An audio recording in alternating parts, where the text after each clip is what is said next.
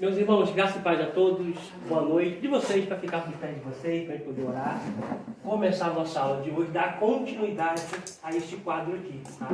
A gente está falando muito hoje também sobre o mundo espiritual. Tá? Acerca da oração, que nós precisamos ler, acerca da oração e acerca do mundo espiritual. Senhor, nós te louvamos, ó Pai, glorificamos o teu nome pela tua fidelidade, pelo Deus tremendo ao qual o Senhor é. Eu, ó Pai, de certa forma, tenho convicção no que diz a tua palavra, que todas as coisas foram feitas por ti e para ti, porque dele e por ele são feitas todas as coisas. Eu te louvo, Senhor, por esta noite, por esses alunos, por essas alunas que estão aqui, para aprender, ó Pai, acerca da tua palavra. Aqueles que não vão conseguir vir, eles vão ter acesso a essa palavra, essa aula, por vídeo. Alcance eles também. Na minha proporção que o Senhor irá nos alcançar aqui neste lugar, alcance-os também, ó Pai. Porque a tua palavra não está restrita, Pai, aonde ela não possa ir, aonde ela não possa entrar. O Senhor não é somente Deus de perto, como diz Jeremias 23, 23. O Senhor também é Deus de perto e também é Deus de longe. Não deixa, Pai, lugar aonde o Senhor não entra, Pai. Então, prepara a nossa mente para a aula de hoje. Prepara o nosso coração para a aula de hoje, Pai. Nos revele o teu Espírito por trás da letra. Porque assim está escrito, que a tua palavra é Espírito e vida, e que a vida da tua palavra alcance nossa vida e nos transforme pelo poder da mesma. Eu não lhe convido, porque aqui o Senhor não é convidado, a casa é sua. Faça como lhe apraz, nos conduza através do teu Espírito Santo, em nome de Jesus. Amém. Amém. E graças a Deus. Amém. Vamos lá, gente. Nós paramos aqui, nesse quadro aqui, a nossa última aula. Tá? Eu queria ler com vocês esses dois textos aqui agora, tá? Primeiro, Apocalipse capítulo 5, versículo 8. Depois, Apocalipse 8, versículo de número 3.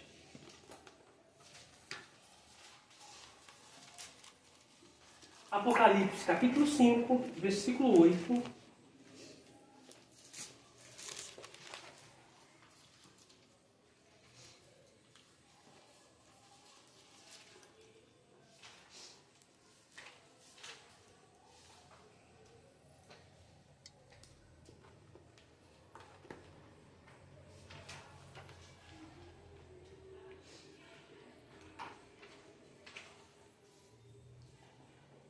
Amém?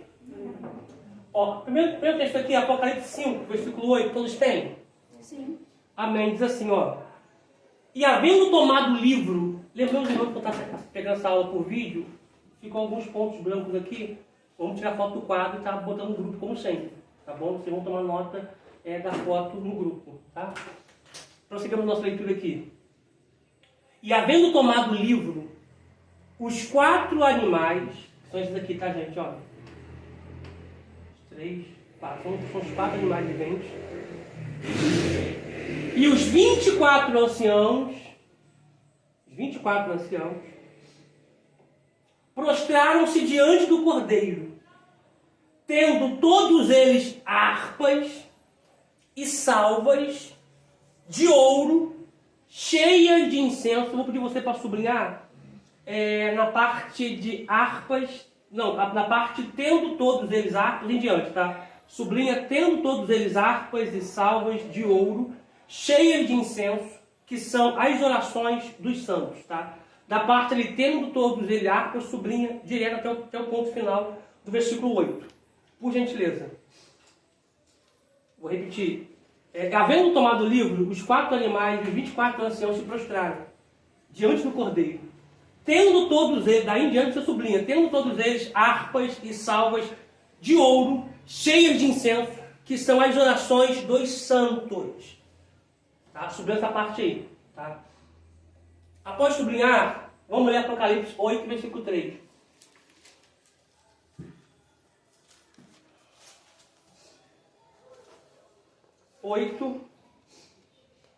Versículo 3.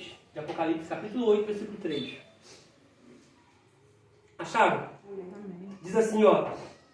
E veio outro anjo, ou seja, não é o mesmo.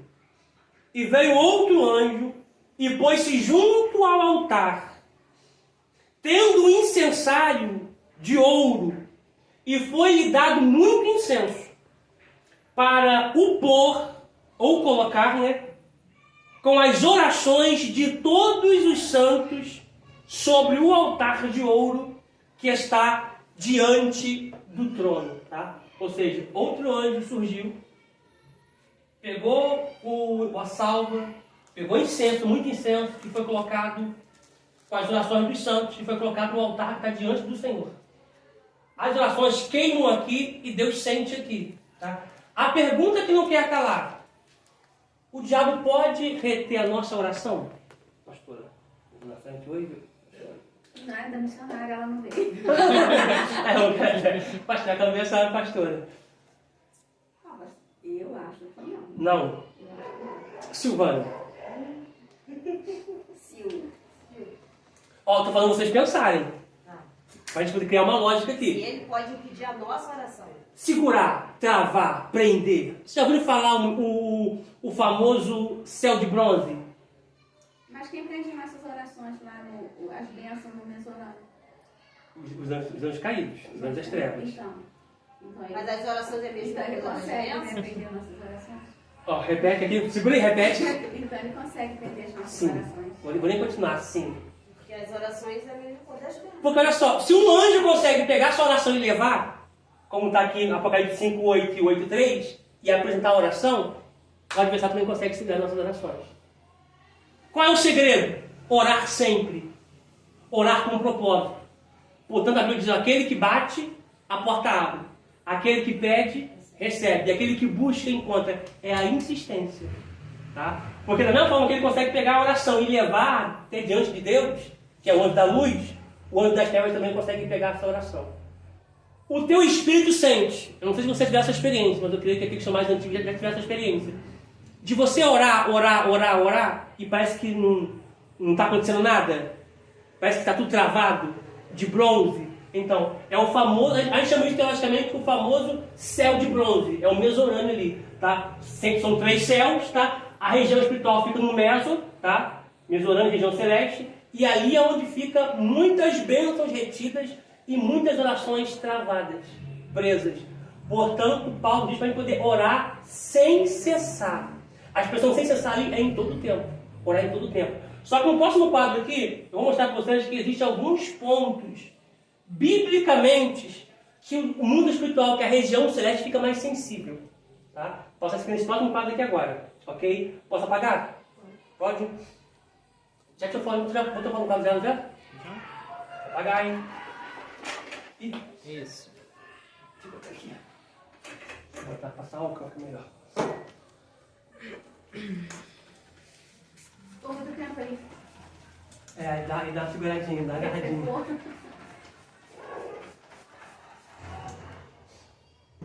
Pastor, olha essa cruz, você vai se machucar nela. Não vai machucar não. Vou dar um puxamento um pouquinho mais pra frente. Eu quase tenho a cabeça ali, quase, né? Quase, já uns 4 meses. Tem que botar os óculos, gente. Aí vai dar problema. Cadê o óculos da senhora, pastora? Tá aqui, né? Tá na cabeça. Vai estar no olho. Não, só pra ler, tá? Escrever. Assim não. Ali tá. Assim dá. Tá? Só não dá pra escrever. Vamos lá. Vamos agora descortinar um pouquinho o mundo espiritual. Certo ou não, tá? Vamos descortinar um pouquinho o mundo espiritual. Vamos lá. Vamos lá.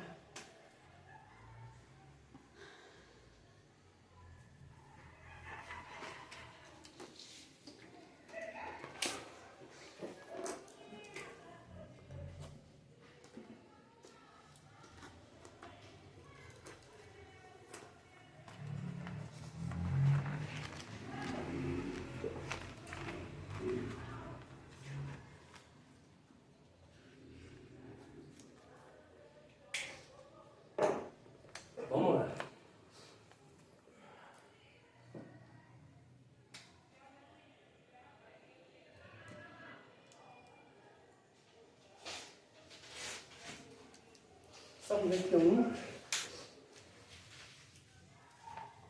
Então, qual é o segredo de ter êxito nas orações? Orar sempre. Orar com propósito, em cima daquele objetivo. Geralmente, o que eu faço? Fim de ano, né?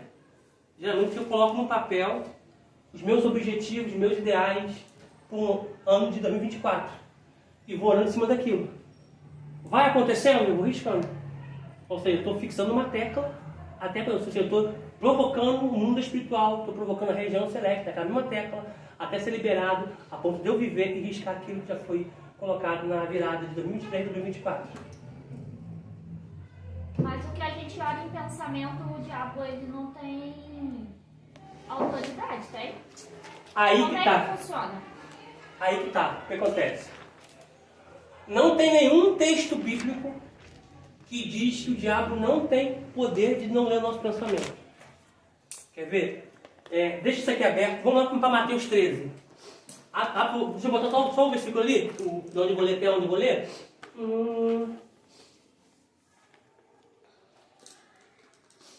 Do 5 ao 6. Ó. Do 5 ao 6. Vamos lá para Mateus 13. Mateus 13.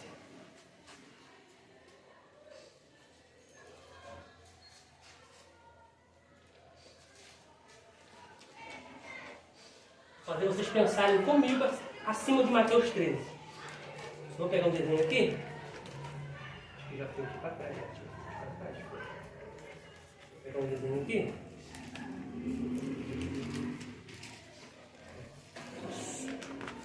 Isso aí. Mateus 13. Vou até colocar aqui, ó, Mateus 13. Desculpa, depois do seguimento aqui. Deixar um espaçozinho aqui, ó. Mateus 13. Vamos ler do 1 ao 23. Tá? Deixa eu ver Mateus 13 aqui. Isso aqui é todo o coração humano, tá, gente? Tá? Mateus 13. Abri aqui. Deixa eu ver se eu consigo desenhar um coração aqui. Deixa eu ver se eu consigo.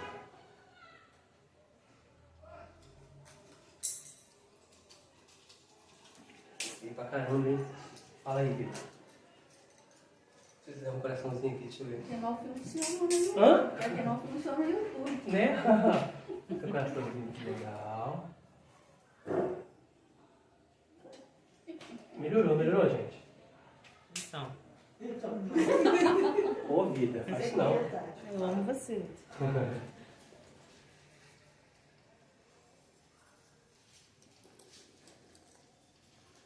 Eu vou falar algo que muitas pessoas não têm coragem de dizer.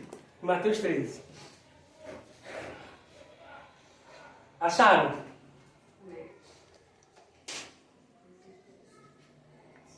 Aqui não entrar fundo aqui agora. O que acontece? Não adianta eu explicar para a Josiane assim, de forma esporádica, rápido. Porque eu vou estar passando uma informação. A gente trabalha com conhecimento. Então a gente vai ler todo esse texto aqui e vai sanar toda a dúvida de todos. Mas essa dúvida é de Sueli. Sueli? Ele tava segurando. Eu ia te perguntar, mas aí o José passou à frente. Amém. Porque Sueli Amém. só na mente. O que acontece? Dá de luta na tarde também. Porque nos ensinaram, olha só, Pode ter orado no meu pessoal.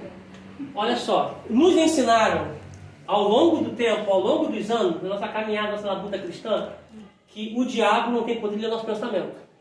Né? Vamos ver aqui biblicamente se isso é verdade. Tá? Vamos ver biblicamente, tá? Ó, a epígrafe, o título, o cabeçalho diz a parábola do semeador. Versículo 1 a seguir diz assim: tendo Jesus saído de casa, esse aqui é o primeiro ponto aqui, tá? Jesus tinha casa, tá? Ah, Jesus tinha casa. Quando ele diz que o Filho do Homem não tem onde reclinar a cabeça, está falando de obra missionária. Ida de obra missionária, você não tem onde reclinar a cabeça, mas Jesus tinha casa. Tá? Portanto, uma outra expressão bíblica diz que, estando Jesus em casa, quando vão destelhar o telhado ali, para colocar aquele paralítico pelo telhado, Jesus estava em casa, mas Jesus tinha casa. Aqui para quebrar, para refutar os achólogos, né? Os pontos errôneos que diz que Jesus não tinha casa. Jesus tinha casa sim. Tá? Tendo Jesus saído de casa, naquele dia, estava sentado junto ao mar. Casa bacana, né? Casa junto ao mar. Versículo 2. E ajuntou-se muita gente ao pé dele, de sorte que, entrando num barco, se assentou e toda a multidão estava em pé na praia. E falou-lhe muitas coisas por parábolas, dizendo: eis que o semeador saiu a semear. Ponto. Olha para mim aqui. Começar lá por David agora. David, isso que a gente ouviu muito, tá? Mas para poder ver qual é a sua visão, depois eu perguntar a Josiane e a Sueli, porque os temáticos já perguntei já. Por que Jesus fala por parábolas, David? Isso, por que Jesus falava por parábolas? A gente já ouviu muito isso aqui na nossa caminhada. Por que Jesus falava por parábolas?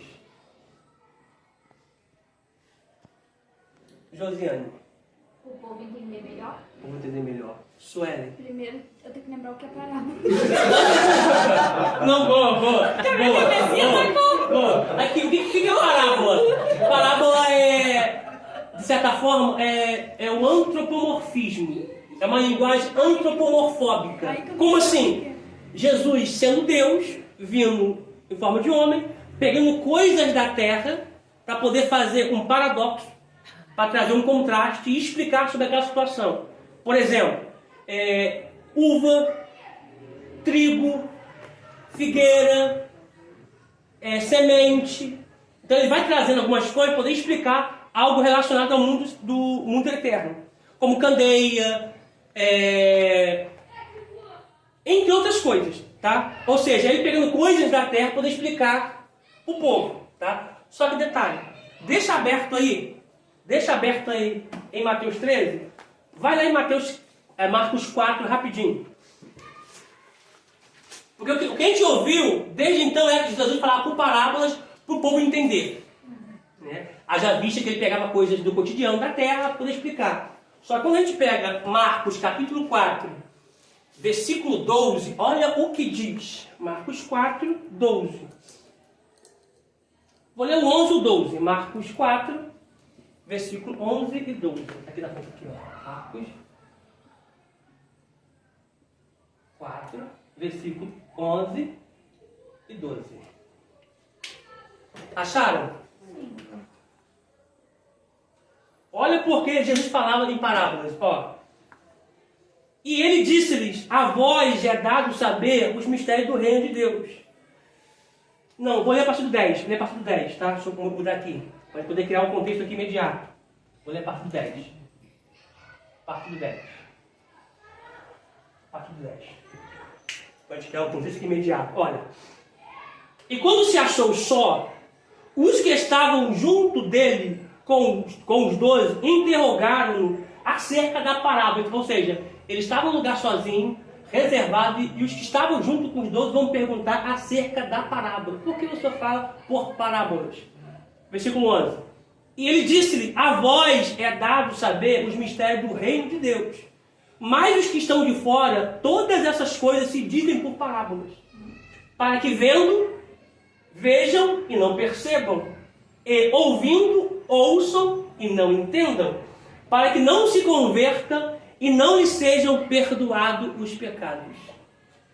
Ou seja, a parábola é um código para os filhos do reino. Vou repetir isso aqui. Então aqueles que não entender, aqueles que não conhecem nada, Não sabem de nada, não são filhos do reino. nada com Deus, não Então, sabem se interessar. Isso aí. A gente achou até hoje que a parábola foi falada para poder facilitar o diálogo. Não. A parábola é um código que Jesus tinha com os filhos do reino. Tá? Para quem estão de fora, eles vão ouvir, mas não vão entender. Eles vão ver, mas não vão perceber. Tá? Então a parábola é um código que Jesus falava para os filhos do reino. Tá? Mateus 13 de novo. Mateus 13. Peraí, a parábola é um código. Que Jesus tinha para se comunicar com os filhos do reino. Mas por que ele tinha um código se ele veio para todos? Aí que tá. Quem disse que ele veio morrer por todos? A gente ouviu isso até hoje. Ele falha? Jesus? Não. Ele não falha. Se ele veio morrer por todos, nem todos vão ser salvos, ele falhou. Ele não falha. As suas perguntas são boas. Deixa aberto em Mateus 13. Já escreveu? Não, ainda Tem que escrever isso. Você escrever isso. Isso aí. que Jesus Isso aí. tinha Para os filhos do reino. os filhos. Do reino. Eu vou abrir outra Outra aba aqui. Dois textos. Essas perguntas são muito boas. Dois textos. Primeiro, vou pegar em Isaías. Muito pertinente. Isaías 53, 12. Depois, Mateus 28, 26. Deixa Mateus aberto aí. Vamos lá para Isaías 53. Isaías 53. É porque a gente ouviu na nossa caminhada, Jesus veio salvar todos. Porque a gente pega aquela expressão de João capítulo 3,16, porque Deus amou o mundo de tal maneira que deu seu Filho único, para que todo aquele que nele crê não pereça, mas tenha a vida eterna. O mundo ali está englobado natureza e pessoas. Mas é uma hipérbole. Já viu quando você faz um aniversário? Chamou o pessoal? Não, chamei todo mundo. É uma hipérbole. Você não chamou todo mundo. Chamou algumas pessoas, só que você usou uma hipérbole. Tá? Mas agora, Isaías 53, Isaías está falando da crucificação de Cristo, da morte de Cristo. Sacrifício pascal, sacrifício vicário de Cristo. Tá? Isaías 53, 12, olha o que diz. Isso, Isaías 53, versículo 12. Olha o que diz.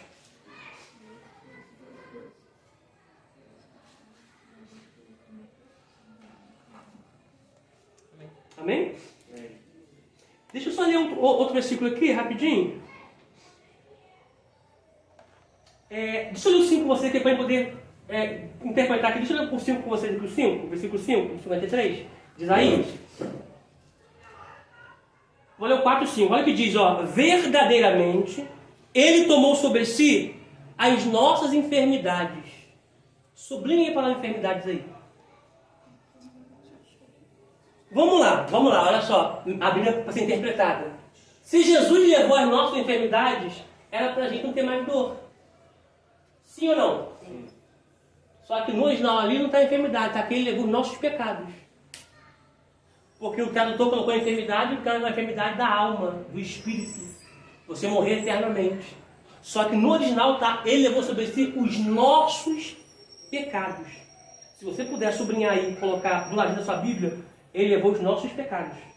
No caso, risquei a enfermidade, bota abaixo, tipo marca ele abaixo assim, ó. Eu pintei a enfermidade, vou botar um traço do lado. Isso, na sua Bíblia mesmo coloca pecados.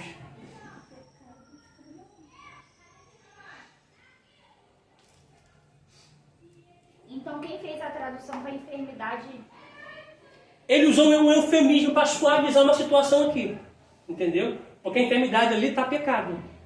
E as dores aqui é o castigo eterno. Tá? Assim, ó, ele levou sobre si a nossa enfermidade e as nossas dores. É o castigo eterno. Da onde o fogo não apaga, o verme não morre, como está lá em Mateus. O fogo não apaga, o verme não morre, e lá vai ter choro, pranto e ranger de dentes. Dor. Tá? Então, as dores aqui é a dor eterna. E a enfermidade aqui é um pecado. Tá? Porque diz a Bíblia assim, a alma que pecar, lá em Ezequiel, a alma que pecar, essa morrerá. Tá? Prossigamos a leitura. Verdadeiramente, ele tomou sobre si as nossas enfermidades, que são os pecados, as nossas dores, levou sobre si. E nós o reputamos por aflito, ferido de Deus e oprimido. A pergunta é, olha para mim aqui, todo mundo aqui. Eu sei que a gente vai falar mais sobre isso aqui na matéria de cristologia, soteriologia, tá? Perguntar para o pastor, daqui para lá. Quem matou Jesus? Quem matou Jesus? Quem matou Jesus? Igual a gente já falou, o povo lá da época. Vida, quem matou Jesus? O próprio pai fala assim. É isso aí. É o pai. Foi o pai que matou ele. Só pra ser, tipo, se fosse ir no... Foi o pai que matou ele. Não foi o povo que matou ele. Não foi o diabo que matou ele.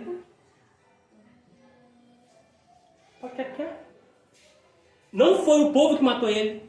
Não foi o diabo que matou ele. Foi o pai que matou ele. Foi o pai que levou ele para a cruz. Para cumprir um propósito. Tá? Vou continuar lendo aqui, ó.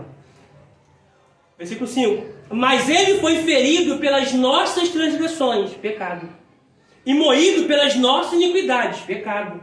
O castigo que nos traz a paz estava sobre ele. E pelas suas pisaduras fomos sarados. Essa expressão aqui, sarados aqui, é vida eterna. Tá? Por causa do passo dele até a cruz do Calvário e se entregar por nós fomos sarados da morte eterna, da enfermidade eterna, da dor eterna. Tá? Aí olha o 6. Olha o 6, tem que ler, olha o 6. Todos nós andávamos desgarrados como ovelhas.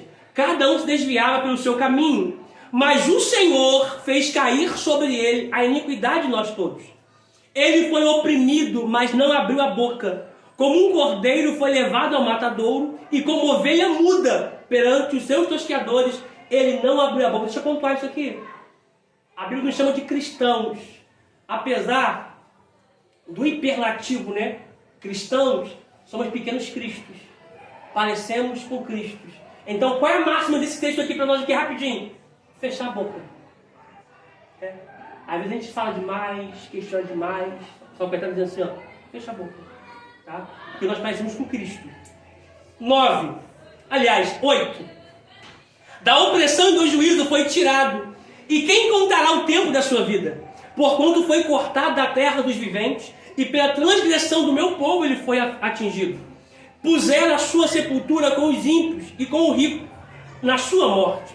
Porquanto nunca fez injustiça, nem houve engano na sua boca. Todavia o Senhor, todavia o Senhor agradou moê-lo, fazendo enfermar, morrer da gente. Quando a sua alma se puser por expiação do pecado, verá a sua posteridade prolongada, prolongará os dias, e o bom prazer do Senhor prosperará na sua mão. Se você puder sublinhar o início aí do versículo 10, todavia o Senhor, que é o Todo-Poderoso, Deus, agradou moê-lo. Foi Deus que matou Jesus. Contudo, foi da vontade do Senhor esmagá-lo e fazer o sofrer. Isso. Lembrando que esse sofrer e enfermar também é um eufemismo, tá? Essa expressão sofrer e enfermar é morte, tá? Porque ele morreu a nossa morte, para nos dar o direito de vivermos a vida dele, que é a vida eterna. Aleluia. Bendito seja o seu nome, Senhor, para todo sempre. Pastor? Sim? Eu vi um rapaz falando que quando Jesus falou, afasta de mim esse cálice, ali ele não tinha medo da crucificação, que a gente vê em filmes, essas coisas, dá a entender que ele está com medo da crucificação, de passar tudo aquilo, mas não é aquilo. Isso aí. Ele queria, acho que, se eu não me engano, foi a primeira vez que ele ficou sem Deus, a separação do Pai, entre ele e o Pai. Por isso que ele não queria. Isso aí. Isso é fato. E se a gente quiser ressaltar, Jesus nunca teve medo da cruz. No Getsemane, quando ele sabe que está vindo o traidor, com mais de 200 soldados, que são os oficiais, e mais 50 soldados, que são oficiais da corte. 200 da corte, oficiais do sacerdote do templo, aproximadamente 252 pessoas, conjunto de 252 pessoas. Quando estava vindo, ele se adiantou. A quem vocês procuram? Se sou eu, deixai eles ir. Mais à frente, em João vai dizer assim, a minha vida ninguém atira, eu a dou. Então não tinha medo da cruz. Tá? Então ali, quando disse, afaste-me esse cálice, porque ele ficaria preso num corpo. E esse corpo, quando nós chegarmos na eternidade, nós veremos esse corpo. Ele está preso num corpo, glorificado, é claro, mas ainda traz ainda as marcas de quando ele passou aqui na terra. O seu lado ainda traz a marca. E ele possui uma coroa sobre sua cabeça, porque ele passou pela terra e ele venceu. Tá? Então, quando ele diz assim, afaste de mim esse cálice, é porque ele nunca mais seria um só com o Pai. Ele agora estaria num corpo. Desde a criação ele era um só. Portanto, ele é um mistério escondido em Deus desde a criação do mundo. Como diz a palavra de Deus. Tinha até a cadeira. Sim, trono vazio. Isso aí, perfeito. Gente, perfeito. Parabéns. 11. Esse 11 aqui vale um glória. Por quê? Olha o que diz. Que o Pai levou ele para a cruz, ele vai entregar sua cruz, o Pai vai fazer ele padecer, vai moer ele. Mas olha o versículo 11. O trabalho da sua alma ele verá. Está falando que Jesus vai ver o trabalho da alma dele. Do propósito que ele foi fazer na cruz, que é morrer. O trabalho da sua alma ele verá e ficará satisfeito. Sabe o que é isso? Sabe o que é isso? É numa noite de hoje, 3 de novembro de 2023, é ele saber que teria um grupo aqui estudando sobre a sua palavra e falando sobre ele. Aleluia. E ele ficaria satisfeito por isso. Glória a Deus. Ele ficaria alegre por isso. Ô glória.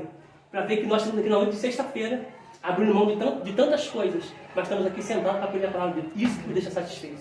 Alegre, feliz por ver o trabalho de sua alma sendo concretizado. Com o seu conhecimento, o meu servo, o justo, justificará a muitos. Olha só. O meu servo, foi Jesus, meu servo, o justo, que é Jesus, justificará a muitos. Sublinha a palavra muitos aí. É todos ou é muitos? Não é todos, não? Não, muito. Muitos, beleza. Não é todo mundo. Não é todo mundo. Porque as iniquidades deles, ué, não é de todos, é muitos. Porque as iniquidades deles levará sobre si. Sublinhe muitos, sublinhe também, as iniquidades deles levará sobre si. Vou falar algo aqui, para a gente poder ler o 12. Vou falar aqui para a gente poder ler o 12. É muito ruim as versões. É, aqui tá diferente. A sua está como? Pelo meu conhecimento, meu servo justo justificará a muitos e A- levará a iniquidade deles. Então, essa expressão, justificará a muitos e levará a iniquidade deles. É para sublinhar Isso. muitos. E levará a iniquidade deles. E no caso aqui também é abrir entre parênteses e falar, muitos não são todos. Pode botar, muitos não são todos. Você está vendo? Vou falar algo aqui, assim que você olhar para cá, que é algo muito importante. David, quando Jesus e Deus te escolheu, ele sabia das suas fraquezas, sabia das suas limitações, sabia de todos os pecados que você iria cometer, desde quando você nasceu até quando você partir, mas mesmo assim ele te escolheu. Amém. O pecado que você vai comer, não estou falando de iniquidade. Iniquidade é uma coisa e pecado é outra. Tá? Mas aqui diz iniquidade, tá? O pecado que vocês vão cometer amanhã, Jesus já levou ele. Só precisa confessar ele. Tá?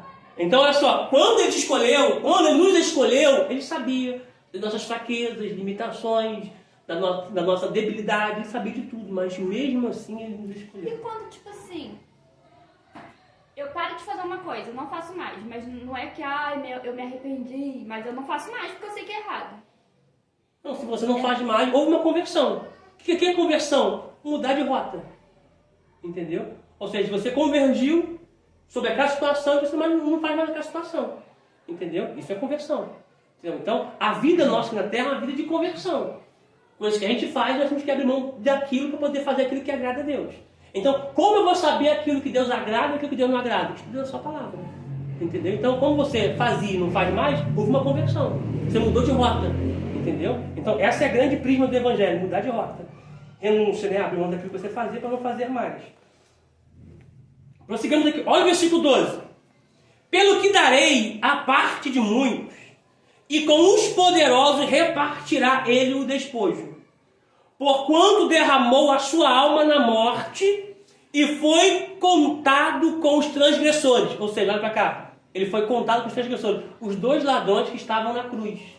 Uma à direita e uma à esquerda. Não são os ladrões da cruz, não roubaram a cruz. São os ladrões que estavam na cruz. Uma à direita e uma à esquerda. Então ele foi contado com os transgressores. Olha a parte final aqui. Mas ele levou sobre si o pecado de todos? Não, de muitos. Não é todos, não? Não. É muitos. Porque se ele leva o pecado de todos, todos têm que ser salvos. Porque Jesus não erra. Porque ele levou o pecado de muitos. Por quê? Por que isso aqui? Porque, olha só, não é que ele escolheu salvar uns e não salvar outros. Tá? Olhando para o tempo, na linha do tempo, desde passado, presente e futuro, porque tudo está ciente perante os olhos dele, ele sabia quem iria se converter e quem não iria se converter. Por esses que não iriam se converter, Jesus não morreu não. Ele só morreu por aqueles que ele sabia que iriam se converter a ele. Portanto, ele morreu pelo pecado de muitos e não de todos. Se você puder, sublinha aí. É claro que não é uma coisa para você pegar o microfone, irmão, Pai do Senhor, tudo bem? Vou aqui falar com vocês, Jesus não morreu por todo mundo não, tá? Entendeu? Vai dar problema, entendeu? Porque ninguém tem coragem de falar sobre isso aqui, tá? Porque também é realmente, tipo assim, Não chega a ser complexo. Não, É porque a gente ouve, porque a gente ouve muito tempo, nós temos dificuldade de certa forma, de nos desarmar sobre aquilo, porque a gente ouviu a vida inteira. Vem para todo mundo, vem para todo mundo, vem para todo mundo. Quando o apóstolo Paulo orienta Timóteo, diz: Timóteo, orai por todos. Né? Porque a gente não sabe quem vai se converter ou não, orai por todos. Mas você pode pensar assim, pastor, se ele veio morrer por muitos, então já está marcado que vai ser salvo, que ele não vai. É isso aí, e aí? Só que detalhe, vamos chegar lá, detalhe. Então, isso invalida a pregação? Não. Por quê? Quando Paulo está em uma localidade, em Atos 18, vamos ler já esse texto aqui, o Eterno diz assim, para Paulo: Paulo, passa para aquela cidade, porque eu quero que você pregue lá. Pregando lá, muitos vão ouvir e vão se converter à minha palavra. Não é todos, vamos ler esse texto aqui depois, tá? Isso invalida o evangelismo? Não.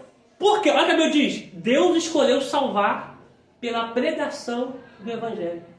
Ou seja, ele sabe quem vai se converter ou não. Só que eu fui levantado para pregar. Quando eu pregar, aquele que vai ser salvo vai ouvir a palavra, vai se despertar para a palavra. Eu quero confessar Cristo. Mas aquele que não vai ser salvo, tu pode pregar de Gênesis a Apocalipse. A pessoa não aceita, não muda, não se arrepende e não converte. Tá? Detalhe: tem muitas pessoas que estão na igreja, que estão nesse quadro aqui. Conhece a palavra, fala da palavra, mas não vai ser salvo. Por quê? Não pratica a palavra. E não pratica a palavra. Portanto, a máxima é: não sejais ouvintes, sejais praticantes. Vamos chegar nesse aqui já também. Olha o 12, final do 12. Mas ele levou sobre si o pecado de muitos, pelos transgressores intercedeu. Beleza? Agora vamos lá, Mateus 28.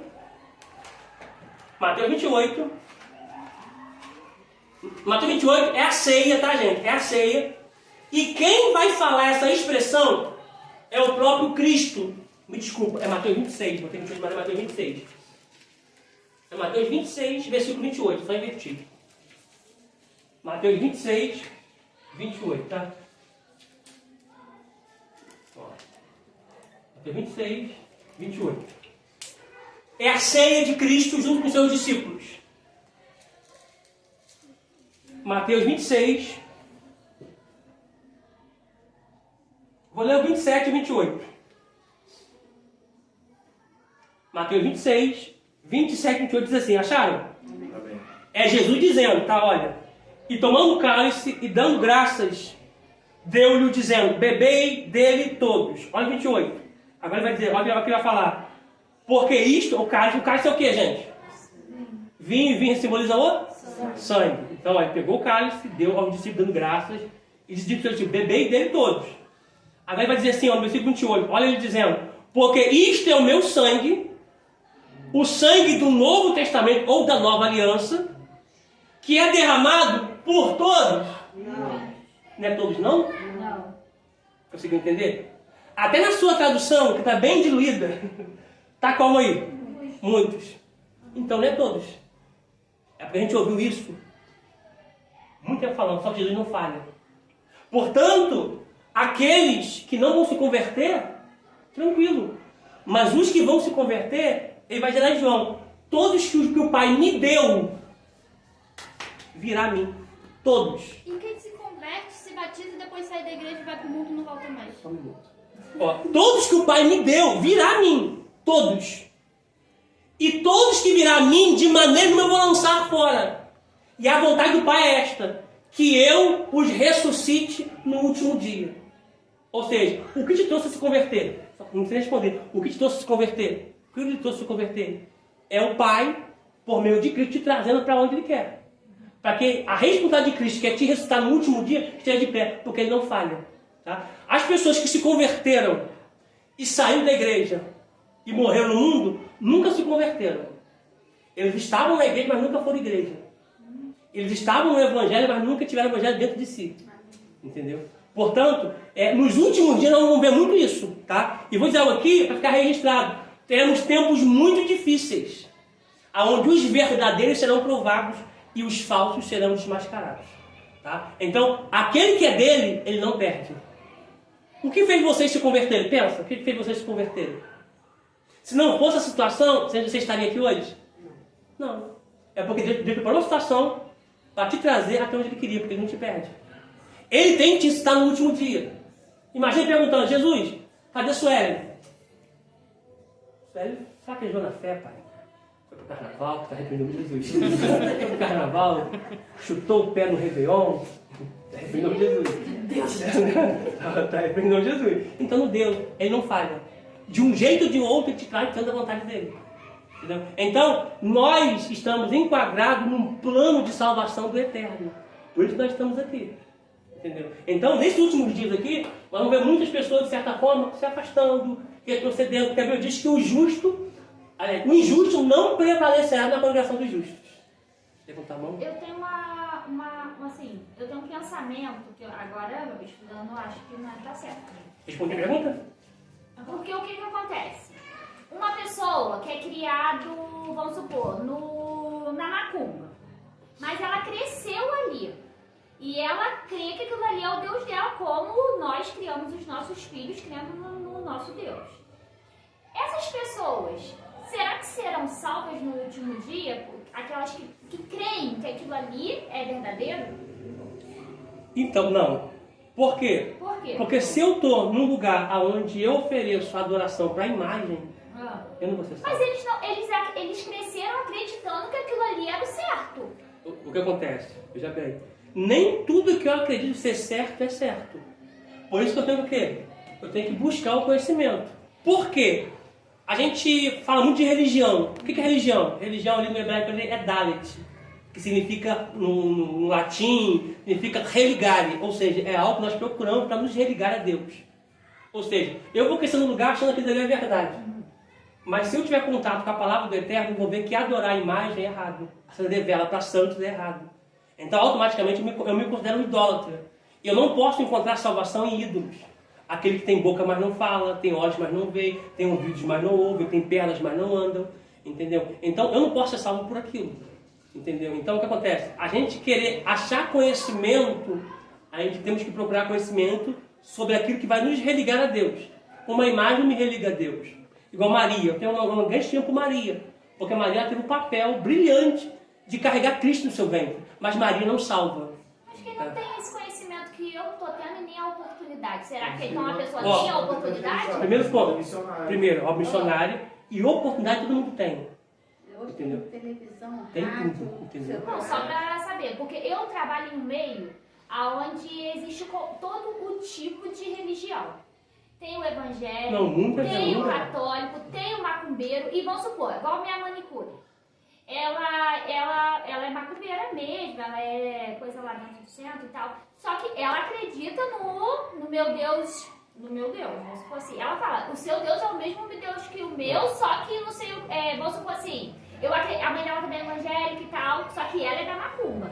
So que ela não fala mal do meu Deus, ela fala que lá até tem, vamos supor, essas coisas, porque eu nunca pisei nesse lugar, não. Eu vim de lá, eu sei, eu vim de lá. Eu nunca vi. Eu vim de lá. Eu nasci nisso. Porém, vamos supor, ela acredita que Deus existe, ela Não é de até respeito, ora, respeito todo mundo, tá? ela até ora, pede oração pra gente, porém, o Deus dela é lá, os orixás dela lá.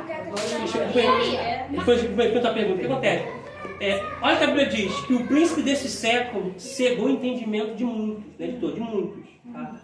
Então, tem pessoa que vai morrer dizendo que aquilo ali é verdade. Igual tem pessoa que é católico, apostólico, macumbeiro, romano. Ela vai morrer dizendo que aquilo ali é verdade. Eu respeito todos, tá? Respeito tanto quem é católico, quem é espírita. Eu tenho amigos, tenho familiares que são. Só que imagem não salva. Eu louvo a Deus que alguns padres agora estão despertando para falar que Maria tem um papel brilhante. Eu sei, Maria tem um papel brilhante, sabe? Ela foi bendita entre as mulheres porque ela carregou o Salvador dentro dela. Só que Maria não salva. Maria precisou de um Salvador. Então tem muitas pessoas que estão lá que estão cegos. Eu era de lá. Então algo abriu o meu entendimento para eu saber que lá não me levava à salvação. Porque todo ser humano, não estou falando dos ateus, tá? Porque até um ateu no fundo crê em Deus, tá? Nem dos céticos, tá? Mas todo mundo procura uma religião para tentar se religar a Deus. Né? Uns vão para o Testemunho de Jeová, outros vão para os Mormons, o budismo, para a Umbanda, o Candomblé, para tentar se religar a Deus. Só que eu não posso me religar a Deus a não ser por Jesus. que é o caminho, que é a verdade e que é a vida. No caso, eles não têm outros livros. O único livro que fala sobre Deus é o nosso. O que acontece? Repete sua pergunta. No caso, nós temos a Bíblia. Sim. Mas aqui a palavra diz que tudo pode passar, mas as minhas palavras não passarão. Sim. Então, no caso, nós evangélicos seguimos a verdade. Eles têm um livro que vão ligar eles à verdade deles? Sim. Cada religião, a maioria das religiões tem um livro que falam de Deus, mas na totalidade não falam do Deus verdadeiro. Por exemplo, os Mormons. Eu já li o livro dos Mormons várias vezes. Eu escutei até um em casa da minha biblioteca. Qual é a visão dos Mormons? É que José Smith, ele teve a visão de um anjo que veio até ele, por nome de Marrone. Não é Bruno Marrone não, tá? É outro anjo. Marrone é outro. Que o anjo veio até ele e entregou a ele um novo evangelho. E eles colocam o livro dos Mormons acima da palavra de Deus. E Paulo já disse isso, inspirado pelo Espírito Santo, para a igreja de hoje. Se aparecer um anjo e vos anunciar outra palavra, ou outro evangelho, a não ser esse, é anátema, é maldito. Tá? Na Bíblia nós temos 1.500 anos, 15 séculos de escrita. Cada escritor escreveu a Bíblia em cenários diferentes, uns em prisões, desertos, né? Mares, em viagem. 40 autores. A Bíblia é o único livro que não cai em contradição. Eu já li livro apócrifo de Tomé, que cai em contradição. Eu já li o livro de Enoque, também, que cai em contradição. A Bíblia é o único livro que não cai em contradição. Então, igual, o Espiritismo tem um livro dele, Allan Kardec. Eu tenho que falar, os adventistas do sétimo dia, que a gente acha que prega a palavra, na sua ênfase, eles têm um livro que está acima da Bíblia, que é da Ellen White, que é a profeta deles. Que é Jesus está abaixo da Ellen White, que a Ellen White falou, é assim que vai ser. Né? Eu falo para vocês lerem só por conhecimento, né? Porque a Ellen White diz que no céu vai ter crachá, portinhas até com sensor de crachá, sabe? Sensor de leitura, você poder passar, sair e voltar. Ah, então vai ter tecnologia lá? Vai crachazinho, com seu nomezinho, sistema de aproximação. É muita bizarrice, tá? Mas eles fazem isso por quê? Porque a Bíblia se cumprindo. Porque olha só, ninguém inventa uma religião, só distorcem. Só distorcem ela. Entendeu? Então, qual é a visão do diabo? É cegar o mundo para que não venha ter o conhecimento da palavra de Deus. Por meio dos seus achismos, por meio das suas filosofias, das suas ideologias, achar que ele é certo, mas não é. A única verdade que nós encontramos para nós podermos ser salvos está em Cristo Jesus. Tá? E vou ser bem claro, abrindo aqui um espaço aqui, vou ser bem claro. A igreja não salva. Precisamos estar na igreja para ter comunhão. Ter uma cobertura espiritual, para ter comunhão com os irmãos de tomar a ceia, tá? Mas a igreja não salva. Porque a igreja nem existia, Cristo já salvava. Como o batismo também não salva. O ladrão que estava na cruz foi batizado? Não. Mas ele foi salvo. Ele só não vai receber o reino, mas ele foi salvo. Tá? Tem uma para perguntar. E as pessoas que, tipo assim, faz o bem, tipo assim, não frequenta igreja, nenhuma, católica, evangélica, nada. Mas tipo assim, Espírita. a Valéria precisa de alguma coisa, eu ajudo ela, porque eu acho que é isso que vai me levar pro céu, o bem que eu faço na terra. Igual, eu vi espiritismo. A maior máxima de quem faz isso são os espíritas. Nunca vi ninguém ajudar tantas pessoas igual os espíritas. Cesta básica, contribuições de roupa, doações, igual eu tenho. Porque eles acham que você salva por obras. E obra não salva ninguém. Porque minha mãe, igual minha mãe. Minha mãe não é muito frequenta a igreja nem nada, mas ela, tipo assim, alguém pediu alguma coisa, ela na rua. Se ela puder ajudar, ela ajuda. Achando que o bem que ela faz é o que... vai garantir um lugar para ela no céu. Então o que acontece? Obra não salva. Tá? 2 pontos aqui. A obra não pode despertar minha fé. É minha fé que tem que despertar minha obra. Mas ela tem fé. Só não segue porque ela fala que tem muito crente que é pior do que não sei o quê. Então não tem fé. Ela diz que tem, mas não tem. Sabe por quê? Eu não posso deixar de caminhar por causa dos outros. Quem morreu por mim foi Jesus. Sim. Quer ver? Faz assim. Vê se você abre a mão assim. Ó, Paulo vai dizer assim. Faz também, Deus. Faz assim. David também. Abre a mão assim. Paulo diz assim, ó. Estou crucificado com Cristo. É pra doer. Ó. Tenta olhar para trás. Dá sim. Coluna Ó. dói? Ó. Coluna dói? Não dá para olhar para trás. Você consegue olhar para o lado. É. Ó, para o lado você consegue. Para trás não. Quem está crucificado com Cristo, segundo Gálatas 2:20, não consegue olhar para trás. Entendeu? Se a pessoa não está na igreja por causa do homem, ele nunca está na igreja por causa de Cristo. Mas tu acabou de falar que na igreja que salva ninguém. A pessoa não frequenta a igreja, mas ela faz o melhor dela. A igreja, eu tenho que estar em comunhão com a igreja por quê? Por causa da ceia. Se eu não tomar ceia, eu não espero meu noivo. Qual é a cultura judaica aqui? Qual é a cultura judaica? O noivo vai até a casa da noiva e se encanta pela noiva. Ele vai embora para poder preparar a casa, preparar um monte de coisa. Ele vai ter 7 anos para aquilo. Então ele vai. De tempo em tempo ele manda o seu amigo mais chegado na casa da noiva. Se a noiva não receber ele com pão e com vinho, a noiva está dizendo, eu estou aguardando o meu noivo. Eu estou esperando o meu noivo. O que é o pão? O corpo. E o que é o vinho? Isso é ceia. Cada vez que você vem, hoje, cada vez que você vem à igreja dizendo, eu estou aguardando o meu noivo. Eu estou indo em compromisso, eu ainda tenho uma aliança com o meu noivo. Porque eu quero ser esposa dele. O caminho vai ser no céu, as bodas. Então eu ainda aguardo ele. Isso eu não consigo fazer em casa. Só consigo fazer na igreja. E também eu preciso de uma cobertura espiritual. Em comunhão com os irmãos. Eu preciso de uma cobertura espiritual para concordar aquilo que está lá em Ezequiel 44:30. Que Deus libera a bênção sobre o meu líder e o meu líder libera a bênção sobre a minha vida. Então eu não vou conseguir fazer isso em casa. E quem está na igreja e no dia da ceia não toma ceia porque acha que está em pecado e não toma ceia? Isso é individual. Isso é individual. Cada um dá conta de si. Entendeu? Só que pastor, nem pastor não pode proibir ninguém de tomar ceia. Se a pessoa for batizada, enfim, casada, o pastor não pode proibir ninguém de tomar ceia. Não, a própria pessoa fala, é não, pessoal, eu vou tomar. É pessoal. A pessoa, eu aconselho ninguém deixar de tomar ceia. Por quê? É você falando, o dia que a ceia vem, você fala assim, ó, quero não. Você está mandando um recado muito espiritual dizendo, eu não estou mais esperando meu noivo. Eu não estou mais aguardando meu noivo. Mesmo se tiver, vamos supor, fiz uma coisa que eu não acho certo. No dia da ceia eu tomo a ceia? Olha só. Olha o que bota na nossa cabeça. Olha o que bota na nossa cabeça. Quem tiver em pecado não pode tomar ceia. Então ninguém ceia. Ninguém tá esperando o noivo. O diabo Entendeu? tem mais, vai ganhando mais vantagem no mundo espiritual. Examina-se o homem assim mesmo. Ele toma e participa. Ele não fala, examina e não participa. Isso aí. Examina assim mesmo, participa. Entendeu? Exemplo. Se agora fosse ceia, e eu trouxe essa máxima aqui agora para todo mundo, ó. Quem tiver em pecado não pode tomar ceia. Você vai cear agora? Vai cear? Todo mundo Vai tá em cear? pecado. Eu também não. Todo mundo tem pecado, gente. Todo mundo peca. Portanto, eu gosto muito de Isaías 53. Ele levou o pecado sobre ele de muitos. O pecado que você vai cometer amanhã, ele já levou. A única coisa que ele não quer é que você continue nessa prática de pecado. Porque aí se torna iniquidade, pecado de estimação. Você pode se separar dele. Mas fora isso, você não pode tomar ceia aqui. Por quê? Porque ele já sabia que você ia pecar hoje, sabia que você ia falhar, sabia que você ia errar. O pão e o vinho não é para quem é santo. Se fosse isso, ele não precisava morrer na cruz. Ele não vai dizer assim, eu não vim para os santos. Eu não vim para os sãos, para os perfeitos. Eu vim para os doentes, para aqueles que pecam, para aqueles que erram. Entendeu? Então, a ceia, ela examina o homem a si mesmo. Eu vou me examinar. Esse examinar, eu vou fazer um check-up em mim mesmo. Eu errei hoje. Eu pisei no rabo do gato. Chutei meu cachorro. Quem dá os exemplos foi só esse. Né? Me perdoa, Senhor.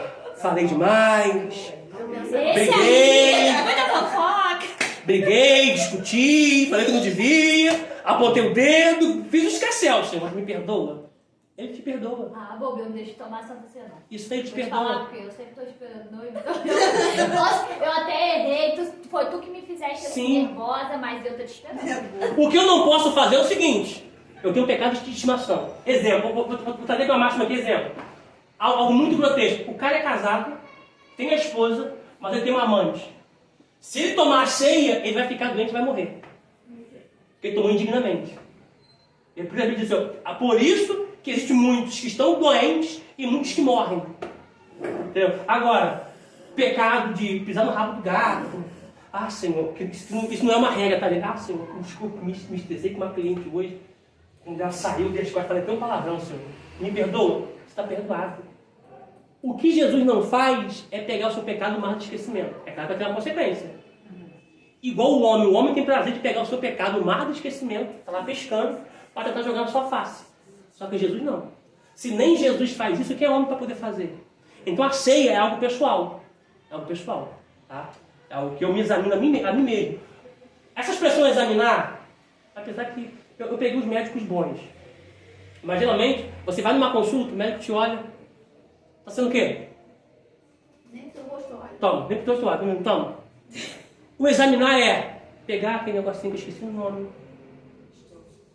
É quase isso aí, faz não. Faz isso aí, faz. Isso aí. Tá quase, ó. Eu gosto de ver isso aí. Hã? Não, não sei, minha língua bola. Entendeu? Examinar isso, tirar seu peso, averia sua pressão, seu batimento cardíaco, seu pulmão. Isso é examinar. Então, o examinar é eu. E ele pega aquele negocinho para ver como é que você está por dentro. Então, examinar, eu tenho que examinar o meu íntimo. Como é que está meu íntimo? Como é que eu estou por dentro? Esse examinar isso. E não deixar de tomar ceia. Vai perguntar se você quer perguntar. Mas assim, por mim, se você vai dar o seu ano, porque eu tenho muitas dúvidas e eu gosto de tirar minhas dúvidas. Não, isso é bom. Eu gosto de Isso é bom. aprender. Isso é bom. Eu não tô aqui. Não, tá aprendendo isso aqui. Mas o que é que acontece? Vamos supor assim, eu tô brigada com a minha irmã. Briguei com ela. Vamos supor. Aí, só que eu ainda não tive, assim, eu quero ficar de bem com ela. Vamos supor, hoje eu briguei com meu irmão, mas isso é verdade mesmo. Briguei com ele. Eu amo ele, eu quero ficar bem com ele. Mas aí hoje é a ceia. Eu tomei a Santa Ceia, mas eu ainda não fiquei bem com ele. Tu acha que é muito indigno eu tomar essa ceia? Não. O que você não pode é trazer oferta no altar com essa briga com seu irmão. Você tem que voltar a se reconciliar com ele. A oferta é o dízimo ou só é a oferta? Os dois, dízimo e oferta. Porque tudo que eu vou entregar no altar, ainda que seja dízimo, é oferta.